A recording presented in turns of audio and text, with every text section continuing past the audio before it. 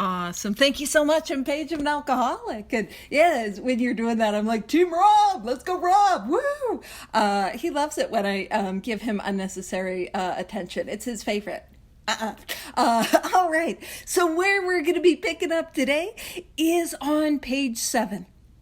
The very, very first paragraph. And what we were talking about a lot last week was Bill Wilson really going through that cycle of alcoholism. We were seeing instances where he would swear off and say, I'm not going to drink again, only to see the obsession of the mind come and tell him that you can drink again, and off he goes. And a part of that cycle is the progressive nature. So we swear off and we return to it, and we swear off and we return to it. But it gets worse and it gets worse. Now, what we're going to see is Bill Wilson, top of page 7, taking some definite action to try to sober up, to try to separate himself from that first drink. And so it goes on to say, my brother-in-law is a physician. So that was his sister's husband. There was a lot of doctors kind of in and around the family. So his is a physician. Now this physician, if you're like, girl, I don't care about the who's who, the what's what, the where's where, that's totally cool, reasonable. But if you're somebody that's like, girl, I care about all of those. So the brother-in-law is a doctor by the name of Dr. Leonard V. Strong.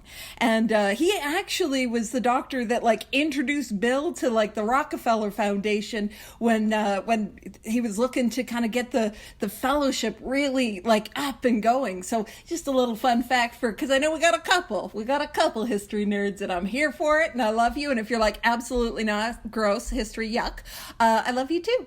Glad you're here. All right, so my brother-in-law is a physician, and through his kindness and that of my mother, I was placed in a nationally known hospital for the mental and physical rehabilitation of alcoholics. So this is the summer of 1933, and this is the Towns Hospital in New York City. And I felt so smart today because I grabbed it ahead of time. But if you're interested in reading about like the Towns Hospital, there's a book that's King Charles of New York City, and it's the growth and like the growth and the eventual collapse of the Towns Hospital, and it's a wonderful book. And as we were playing around with my little tiny hands, it's a bigger one that you might expect. So I just wanted to give it a shout out. It's by the incredible Gary N. So this hospital, now what I'll point out about this hospital is it's different from a lot of other hospitals. I come from the Canadian system where like a hospital is a hospital. But in the United States, and some of you guys know, a hospital is named after the person who owned it. So Charles Towns owned this hospital.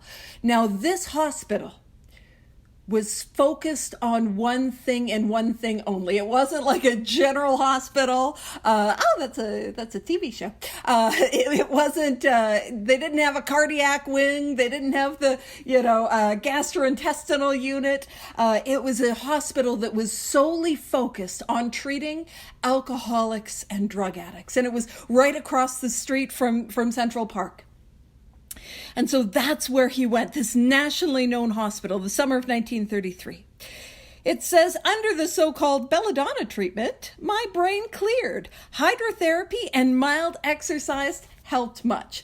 Now, for a long time, when I was taking sponsees through this part of the book, I was like, belladonna, hydrotherapy, that's just the 1930s equivalent of painting rocks and playing volleyball. And I say that because where I live in the world, now it's completely different. But when I first got sober, that's kind of what a lot of the rehabs would do, I guess, is they'd have like rock painting and volleyball playing. Oh, they love their volleyball. And so I was kind of making that, that's what it is. But let's talk about what belladonna treatment really is. So belladonna is a poison it's known as deadly nightshade, which is, if taken in large enough quantities, it is fatal. So it is a fatal poison that was given at low enough doses to help people during the detoxification process. Now, I didn't get a chance to read all that Rob put in the chat, but I know he was talking about the puke and purge process. Yeah. Where it would clear it all out for you. But also, because it was given at low doses, it would give hallucinogenic experiences for a lot of the people. So again, it's kind of more like the 1930s equivalent of like microdosing or going down to South America and taking ayahuasca. So, and just for the detox process. And then when we talk about hydrotherapy, what is hydrotherapy? Well, hydrotherapy was a process of giving people like warm baths, warm showers for that like calming effect. If you want more info on the treatment, he's got you. And it wasn't just that. There was like a combination of things, but and so that's kind of like the 1930s equivalent of taking a warm bath or maybe doing a cold plunge to help regulate your nervous system. So that's what he was doing for the detox process. And I don't mean to create or cause any spoilers. No, yes, I do. I'm absolutely spoiling it. He's going to drink again, guys. He's not going to stay sober after going to detox or treatment one time. Hey, does that sound familiar? Anyone go to a detox or a treatment center and drink after? That's going to happen to Bill. Sorry to spoil it. But if we're here today and we're like, I should microdose, or I should just take ayahuasca, or I don't need to do my fourth step, I'm going to have a warm bath. What I will say is those are not sufficient solutions for Bill Wilson. And if we've been relating to Bill as he's been going through this thing, just going to point out they're probably not sufficient solutions for us. So that's what he was doing there. And it says, best of all, I met a kind doctor. Now, this doctor is Dr. William D. Silkworth. And that doctor gave us the two statements, the one letter, the second statement that became the thrust of the chapter, The Doctor's Opinion. And it is Dr. Silkworth who gives us the description of alcoholism, what it means to be an alcoholic. So at this point in time, he is going to learn, what does it mean to be an alcoholic? Now, this is information we got to find out. We got to learn. Which is, I will say, it's a little rude that like, what do you mean bubble baths won't cure my alcoholism? Rude. All right, so best of all, I met a kind doctor who explained that though certainly selfish and foolish, so not diagnostic, but I will point out that's some of what we're going to treat through the 12 steps. I've been seriously ill, and this is what it means to be an alcoholic. Bodily and mentally. So when we talk about being seriously ill bodily, what we are talking is what happens to us once we take that drink. So once the alcohol is into our system, what happens is the physical allergy, the phenomenon of craving. So I take a drink, and that drink, you guys let me know if this happens to you, I take a drink and that drink goes, more please, and then I need another. And it goes, more, but we started to drop the please, and then I take another and another. And you see, the more that I drink, the louder that more gets. See, I take a one and it demands a second, and that second insists on four, and that fourth will not relent until I've had 8, and my 8th drink is just screaming at me until I've had 16. See, I start to drink, and I can't control the amount that I take. And at the end of the night, the end of a spree, the end of the run, I need that next drink far more than I needed that first. I don't know about you. I'm the sort of alcoholic that'll show up at 10 minutes to 2 in the morning, right when the liquor store's about to close. Anyone relate to that? Anyone here ever been at a bar or a pub? And hear last call and think, oh no, and like just try to scramble to get as much as you guys know. Only an alcoholic needs to be at the liquor store at 10 minutes till 2 in the morning, right before it closed. Off sales weren't quite readily available when I was drinking. I'm sure it was there, but I don't think I was functional enough to get to like off sales. But again, another example is if you have consumed off sales, that's where the bar or the whatever closes, and you can buy alcohol after it's closed for an exorbitant markup.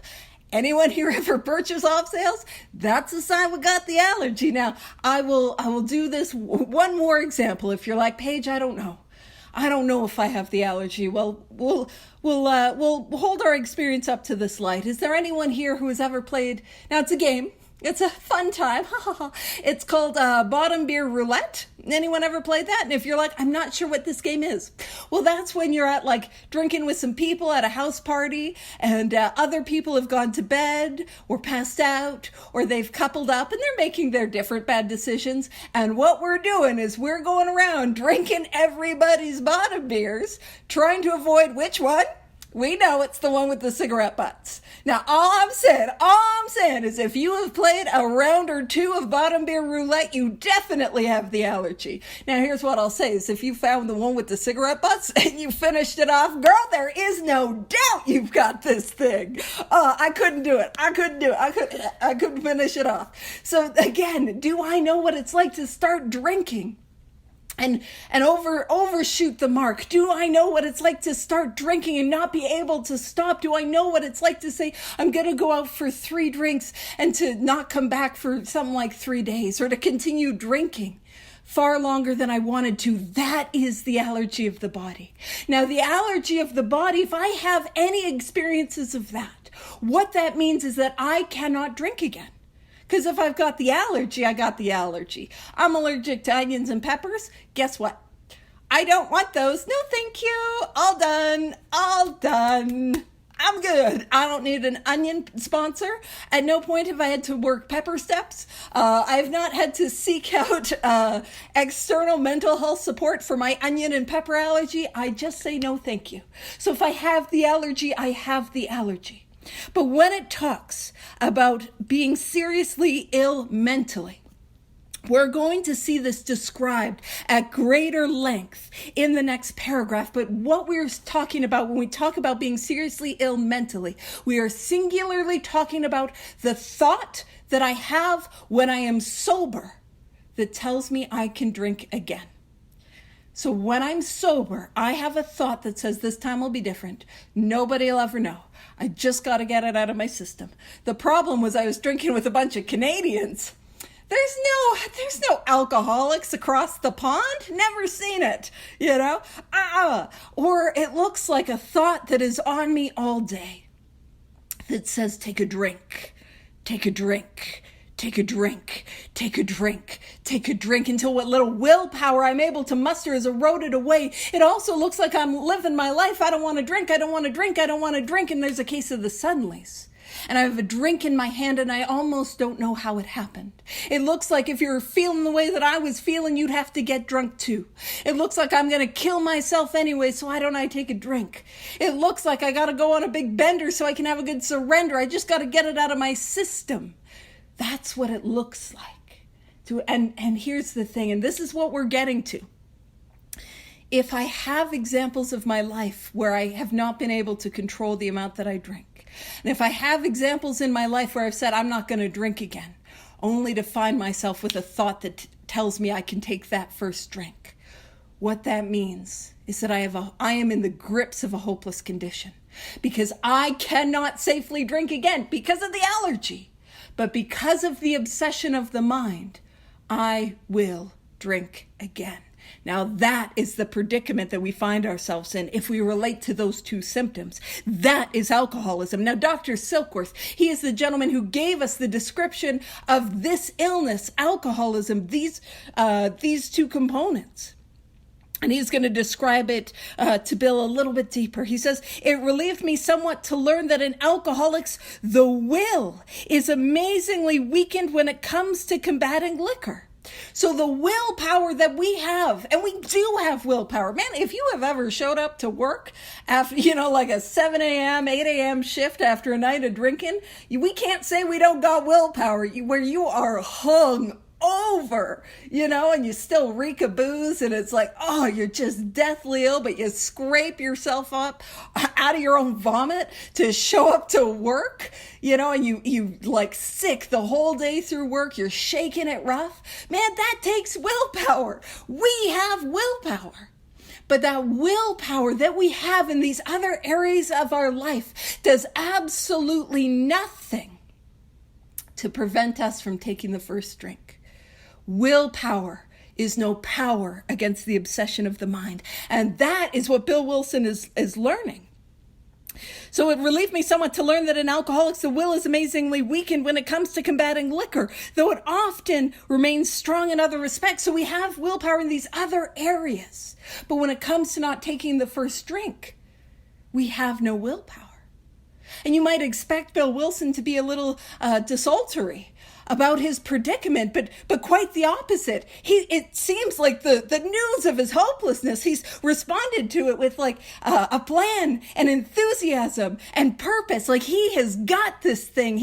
Don't you worry. He says, my incredible behavior in the face of a desperate desire to stop was explained. Oh, that's what it is.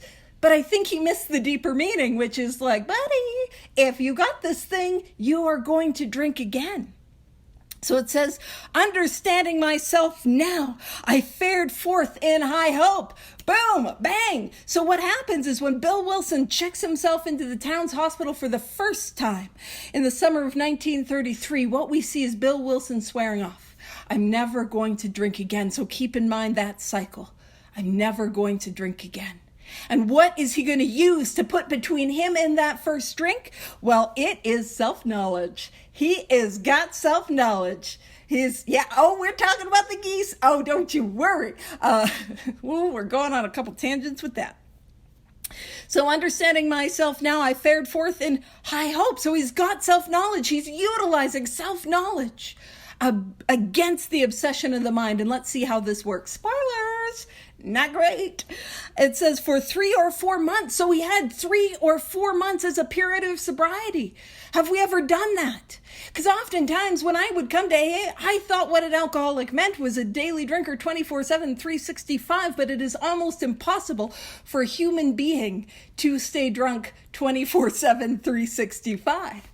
And I would have these periods of sobriety, as did Bill. He swore off. He's got 3 or 4 months of sobriety. Did I get out of treatment? Did I get out of detox? Did I string together a couple months of sobriety only to have that thought return? This time will be different. And off I go. So it says for 3 or 4 months, the goose hung high. Ah, delightful. Now I will let you know that no geese were harmed in the making of this metaphor. I was worried that like it was going to be like a dead goose hanging in like the window of like a butcher shop. And I'm like, oh, not the goose. So I absolutely had to look into that. And so there was this old superstition, like an old saying. So if the geese are flying high in the sky, which, I mean, they'll do, they're birds, and they go through a migratory process, so obviously, but if they're flying high in the sky, good omen, everything's okay, there's no evil spirits. But if the geese are waddling on the ground, what that means is that there are bad spirits. But in Bill's case, no bad spirits, no bad omens, the geese are flying high. Now, I will say, I have this thing when I'm working with sponsees. So if you're new here today, or you're struggling with a conception of a power greater than yourself, or you're struggling with the idea that there could be a loving God, what I want to do is pause to remind you about many a waterfowl, because that's the sort of person I am. You need to be reminded of waterfowl. When you're struggling with your faith, turn to waterfowl. Because here's what I will say, is ducks' feet are orange. They're orange! Aren't they? They're orange. Isn't that amazing? I'm saying aren't they as like encouraging. I know they are. Ducks' feet are orange. That is whimsical as heck. Only a loving God would do that. Only a loving God. So if you are struggling with this idea that there could be a loving God, just remember, duck's feet are orange. And if you're really feeling like, Paige, you don't understand, God hates me, make sure you look up a blue-footed booby. Because guess what? They got little blue feet, and it's adorable, right? Only a loving God would do that. Now, I know some of you know some other duck facts, and absolutely not. You keep your addition, because I know what you're thinking. You keep those extra duck facts to yourself. Only whimsical duck facts in the chat. Only whimsy. So I always remind people of that. And also, Where I live in the world, we have a type of goose that's called the Canada goose. And they are the most aggressive. So if you think Canadians are really nice, all our hatred and anger has been transformed into that goose. And so if you're like, if you're like, oh, Paige, I don't know if I want to do that 4-step, or I'm afraid. Well, what I want you to know is there's been a couple times that I've casually gone out into the world and hand fed those geese. So, I mean, don't mess with me. You get that inventory done. I'm just kidding. I can't intimidate you. Come feed geese with me. They're delightful. Alrighty. I think only like Rob was like, oh, we're going to lose her for a good 10 to 15 minutes on the geese thing. I better stick that. By the way, you know when birds land on waterfowl, they stick their little feet out right before. Boop. It's just the cutest thing. So again, God loves you. Alrighty. So, Bill Wilson, for 3 or 4 months, the goose hung high. I went to town regularly and even made a little money. And here's the thing. That idea of social acceptability does not mean that I have recovered from this illness. I have a couple areas where I'm pedantic. Always with purpose, though. Because in the rooms, often we hear, hey, it is progress, not perfection. And that's one of those places where I'm like, no, it's not progress, not perfection.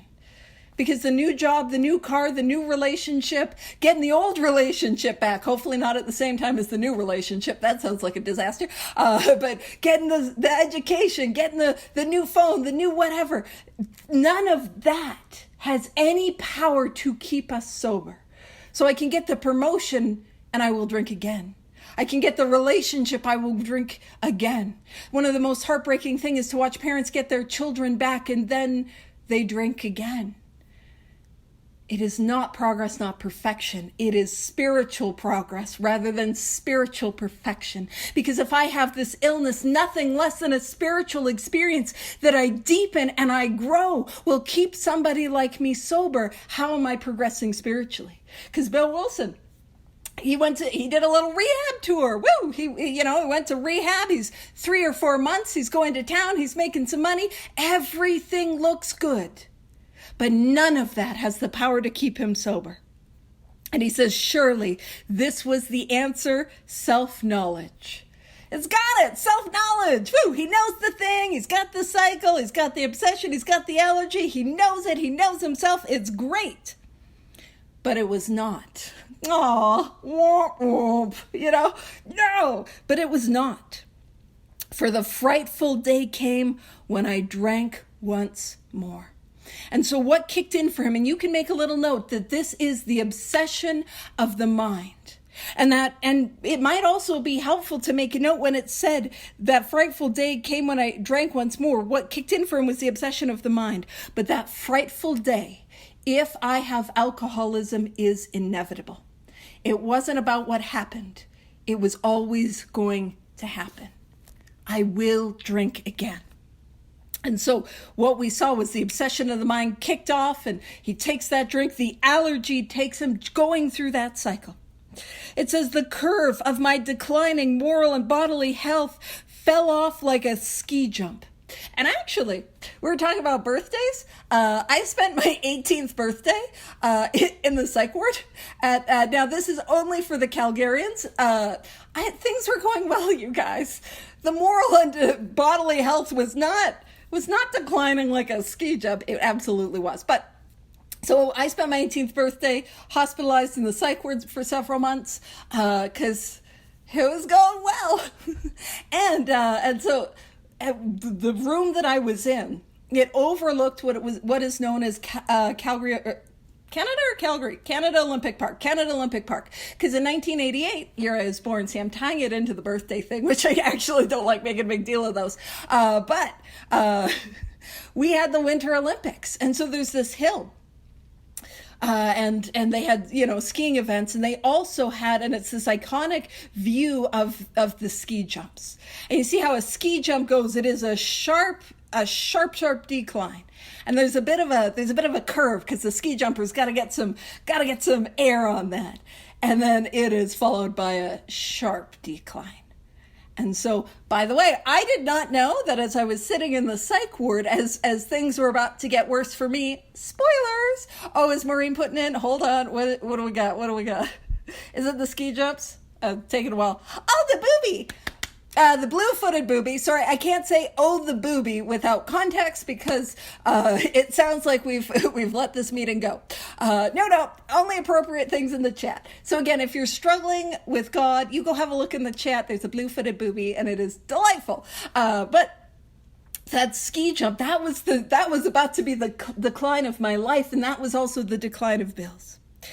So it says, after a time, I returned to the hospital. So here's the thing, in Bill's story, he's combined, in this second hospitalization, he's combining two that actually happened. So they both happened in 1934. One was in the summer, so July of 1934, and the second was in September, I believe, September 17th of 1934. So he's just smushing together two hospitalizations to kind of get the story moving. So he goes to the hospital. For it was not for the frightful day when it came when I drank once more. The curve of my declining moral and bodily health fell off like a ski jump. After a time, I returned to the hospital. 1934, summer and fall. This was the finish, the curtain, it seemed to me.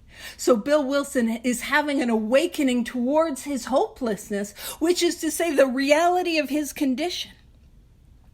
My weary and despairing wife was informed that it would all end with heart failure during delirium tremens, or I would develop wet brain perhaps within a year. She would soon have to give me over to the undertaker or the asylum. They did not need to tell me. And so this is an important moment, because in the 1930s, they had a different sort of medical sort of ethics.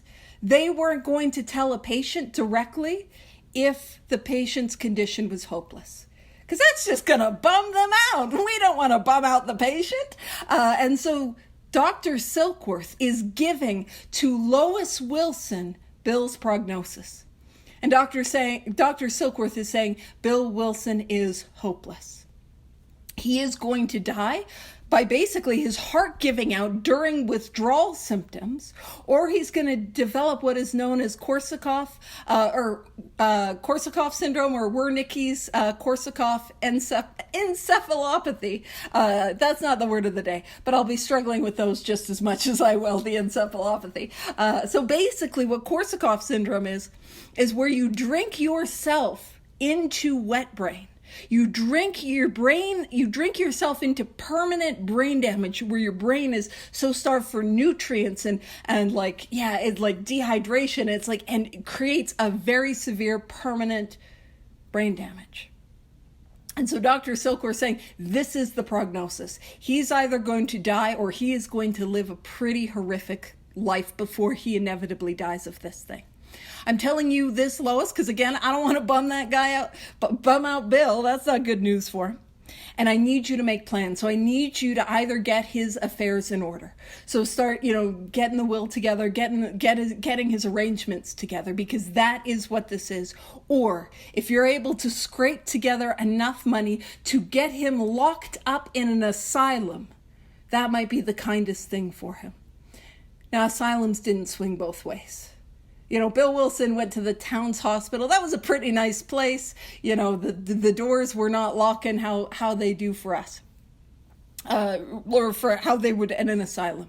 An asylum was that is where he would be locked up to die. And actually, I have a friend of mine, a drinking buddy, a gentleman I used to drink with back in the day. And it wasn't wet brain, but he was drinking and I don't know the full story, but at some point he got punched and fell. And whether the punch or the fall, he developed permanent brain damage. And I went to visit him a couple times. And he lives in a care facility. I haven't seen him in a long time, which is on me. But he lives in a care facility where he cannot toilet himself. He's in a wheelchair. He's got a diaper. He does not get changed as regularly as one should. He's like alone there. And the most horrific part of his experience is that what he does is he tells me when I have visited him on a loop, that Oh, this time I was drinking and this story, and then I took mushrooms, and he just tells the same story on a loop. And man, this is a man that wants a drink, but is locked up in an institution and cannot have it. Man, that is a pretty rough fate. And so that is what that's what Bill Wilson is looking at. That's what he's staring down the barrel of. And that's what we're all staring down the barrel of if we have this illness. Then we don't think so. We think, no, I'm not like Bill. I'm not like Bill. I wasn't into stocks. I was into bonds. I'm just kidding. I don't know money. But that's where he is. And so they did not tell him. He overheard. So they did not need to tell me. I knew and almost welcomed the idea. He knew that it was fatal. He knew that it was hopeless. It was a devastating blow to my pride. I, who had thought so well of myself and of my abilities, my capacity to surmount obstacles, was cornered at last. So he can see that he's got no option. He's got no way out. And that really is seeing the reality of what it means to be an alcoholic. Now I was to plunge into the dark, joining that endless procession of sots who had gone on before. I thought of my poor wife. There had been much happiness after all. What would I not give to make amends? But that was over now. He sees the hopelessness of his condition. He sees that there's no way out. Now, this next paragraph, what we're going to talk about, this for me is Bill Wilson's step one experience. A step one experience is one where I see the reality of my predicament. I see that I am hopeless. And spoilers, he's not going to stay sober on his step one experience. I can't stay sober on a step one. How could I stay sober on the reality that I'm going to drink again? That's what's happening for him. So it says, no words can tell of the loneliness and despair that I found in that bitter morass of self-pity. So Bill Wilson, that loneliness, that despair, he's hopeless. He knows it. He's drowning in self-pity. Quicksand stretched around me in all directions. And I will say, as a child who grew up in the 90s, I genuinely thought quicksand was going to be a bigger day-to-day hazard that I would experience in adulthood. Some of you guys know I'd watch those cartoons and there'd be somebody stuck in quicksand, and I'm like, I know, don't struggle, that'll make it worse, and you got to do that. And, all I'm saying is I have had zero quicksand experiences. I've also not had to utilize stop, drop, and roll, which I'm actually quite grateful for. But I got quicksand, I got stop, drop, and roll. But that quicksand, he can't get out of it. It's pulling him deeper. And to tie it in, the more he tries to get out, the deeper it pulls him. He can see that he's hopeless. I had been overwhelmed. I had met my match. I had been overwhelmed. Alcohol was my master. That is his step one experience. He's hopeless and he sees it. Now, before we get into what happens next, let's summarize all the palaver that he has tried to put between him and the first drink. Let's see all his plans, his designs, his schemes. So he's used going to treatment. He's used self-knowledge. He's used, going to town, making money, focusing on that. He's also used, in this case, what he's using is fear. We spoke of some others before he went to the town's hospital last week, where he would put pledges on the Bible, where he would put in a contract, a business contract, I promise I will not drink. And none of that was sufficient to keep him sober. And so, the last of the palaver is the fear. And it's spoilers, it's not going to work. So it says, trembling, I stepped from the hospital a broken man. Fear sobered me for a bit. Then came the insidious insanity of that first drink. And you can make a note that the insidious insanity is the obsession of the mind. That is what that is. And again, it was inevitable. Fear's not going to work forever. Self-knowledge isn't going to work forever. Desire isn't going to work forever.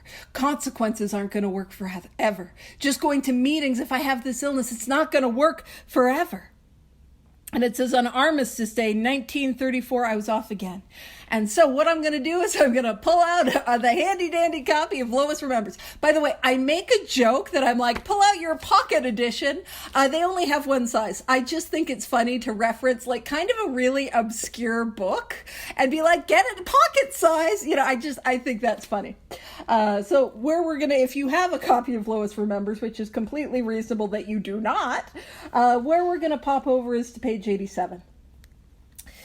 Page 87, and we're going to see what happens in this relapse, because I want to point out the power that the obsession of the mind has. So it says, after leaving Towns in late September, so his second hospitalization, or his third hospitalization in order, but again, only mentioned 2 so far in Bill's story. So Bill stayed sober until November 11th, Armistice Day. As my work prevented me from celebrating with him, and I just want to contextualize that, for at least for us in Canada and for those in the UK, November 11th, Armistice Day, is not a celebratory thing. It's Remembrance Day. You wear a poppy, you wreaths, you have that moment of silence at the 11th hour. Like it's a somber event. But you see, at that time, the First World War, it was like Victory Day, especially for a man who was in the military. It was a big kind of celebration. We did it. We kicked their butt. We won. Woohoo! Right? Like that. That's what his experience was. And so it was at that time a little celebratory. So it says, as my work prevented me from celebrating with him, Bill went to Staten Island by himself to play golf. He still hasn't gotten free of that golf fever. But not as fatal as alcoholism. But it sounds like he's got a bad strain of the golf fever. I hope it's not contagious. I'm just kidding. It's probably not. Alrighty. So when I reached home that evening, he was not there. Can we relate to doing this to our loved ones? Let's see what happened on his spree. At 5 o'clock in the morning, after a sleepless night, I found him unconscious, propped up against an iron gate in the basement airway, his head bleeding. Can I relate to coming to like that? Man, I would go missing for a while, and yeah, coming to and like being found and then be like, what's the big deal? Like he was missing all day. And so this is what happened. And again, this is the power of the obsession of the mind. It seems the bus to the golf course had broken down. While waiting for another, he and his seatmate went into a pub.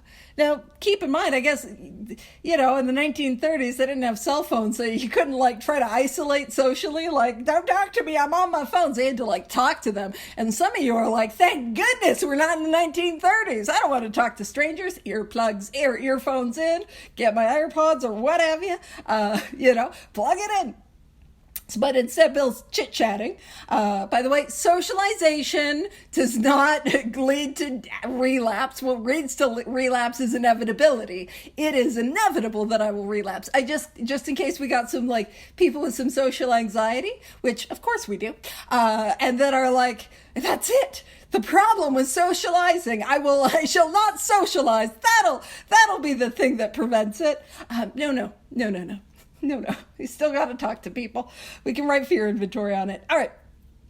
So he and his seatmate went into a pub. While Bill righteously sipped ginger ale, he carefully explained to his companion why he couldn't drink liquor. So he's explaining the allergy of the body. He's probably doing, now I know you guys would never, but the classic alcoholic overshare where it's like, hey, I just met you. Here's my trauma. And then we're always worried about doing a fifth step. And we were like, I was doing it on the bar stool. Let me tell you what happened to me. That sort of emotional regurgitation. So he's probably explaining, and then the guy told my wife Lois that I was gonna die and I was hospitalized and all of this and I got this allergy of the body where once I start I can't stop and off I go, and man, this thing is gonna kill me. And so he's explaining that to somebody. He's explaining that. It goes on to say, soon the bartender came along and said, "It's Armistice Day! Have one on the house!" With visions of the first Armistice Day in France, and without another thought, Bill gulped down the drink. That is the power of the obsession of the mind. He's literally playing the tape to the end, to his, I'm going to assume, emotional hostage. I'm just going to assume the guy next to him is like, please stop talking to me. It's a little bit much. But he's explaining to him the consequences. He's explaining why he can't drink. He's out loud sharing that with another human being. And it's not enough to keep him sober. It's not enough to keep us sober. And that's important if you're here today and you're struggling, or you're here today and you've been relapsing. Human power is not sufficient. And his companion, it says, his companion was flabbergasted, saying, "You must be crazy." "Yes," said Bill, "I am crazy." That is the hopelessness of this illness. So going back to Bill's story in the big book, it says, on Armistice Day, 1934, I was off again. Everyone became resigned to the certainty that I would have to be shut up somewhere or stumble along to a miserable end. Again, that's alcoholism. That's where we end up. That is the hopelessness of this condition. That if I have this illness, I've only got a couple options. Now, I'll tell you what my options are. I might sprinkle in a couple more that maybe you don't have. But my options, now I'll tell you the ones we all have together. The options I have, just like Bill, stumbling onto a miserable end where I inevitably die of alcoholism, continuing to relapse and ruining my life. That's option A. That's the biggest, loudest option. Option B for me is I'm going to kill myself. Because when I am sober, man, that is my go-to. It's drink or die. Because that's my reality. And I tried that again and again and again. Hence the extended stay in the psych ward. Although some people were probably like, yeah, but you got some personality things that would keep you in there too. Fair enough. I didn't even get grippy socks back then. I had to have like these like paper booties, which was not, I don't need grippy socks. I do not need that. But all I'm saying is I got paper booties, and it's not as cool as grippy socks. It took me forever to get my shoelaces back. I don't know why. Somebody's a flight risk. But we come here and we get to experience it. What is known as another kind of flight, which is the spiritual freedom. Anywho, sorry, focus. So I've got going on to the bitter ends, blotting out the consciousness of my intolerable situation, or I've got ending my life. And if you're here today, I'm just going to talk about this. If you're here today and you've been sober a while, and you've got that monster in your ear, if it gets bad enough, I don't need to be here. If it gets bad enough, I don't need to be here. And because when we're sober a while, it's like, no, there's no way I'm going to drink. But I could end it. What I want you to know is that suicide is not a solution to alcoholism. But what we have here today is a solution, is an answer, is a way out that works. And that is the third option. I can drink myself to death, I can end my life, or I can accept the spiritual help that is on offer. I can work these 12 steps out of this book like my life depends on it, because it does. To bring about a spiritual awakening that I grow and I deepen. And yeah, this is a rest of my life sort of deal. But I want you to know that what I have found through these 12 steps in the spiritual awakening is everything that I was looking for in the bottle. You see, you take alcohol away from me, I'm not okay. We can't diagnose my alcoholism based on that, but if you're here today and you're not drinking, I'm just not drinking. I'm happy to be here. I'm happy to be sober. I'll take 24 and pass it on, maybe, or you're like, no, I'm fine. She's not talking about me. Everybody else is the jerk. If you relate to that too. What I will say is that is my state when the crunchy, we got a little crunchy, which is also a chocolate bar in the UK. Yeah, we don't have to treat the crunchy with the crunchy. We can treat the crunchy with the spiritual awakening as the result of the 12 steps. It's probably fewer calories, but if you need a chocolate, you go. You have a chocolate, girl. No judge. But, geez Louise, we are not landing this plane well. Focus. But what I want you to know is that we have a solution. You see, if that's my experience dry, that's every alcoholic's experience dry.